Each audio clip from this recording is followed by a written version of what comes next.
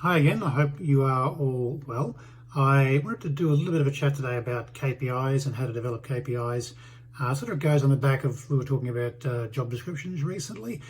So obviously when you develop job descriptions, from those job descriptions, you can then, develop parameters to measure people with. And those become your KPIs. So it's important to make sure that your job description is done so that people are being measured against the things that matter to what you're doing. That way, when you create your KPIs, people are being measured against things that are actually going to matter rather than numbers for numbers' sake. Some of the easy ones, obviously, are always with BDMs. So, what you need to grow. So you know what your BDM needs to be doing in terms of bringing on new managements.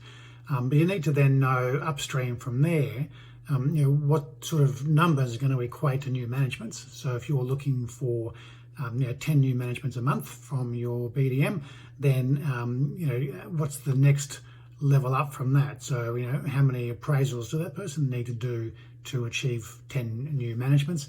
And then upstream from that is how many phone calls or outbound marketing they need to do to generate that number of appraisals. So that way you're managing people to a system and you're just focusing on the KPIs that are actually going to matter to your end result.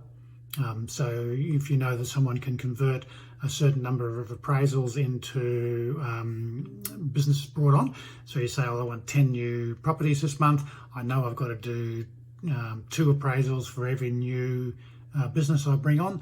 It means I know I've got to do 20 appraisals. And then again, to get those 20 appraisals, I know I've got to do 5 outbound calls. So then I know I've got to do, 100 outbound calls in a month. Break that down and say, well, I've got to do 25 outbound calls a week. So I know if I'm doing 25 outbound calls a week, that I'm on target to hit my numbers for my 10 new managements in a month.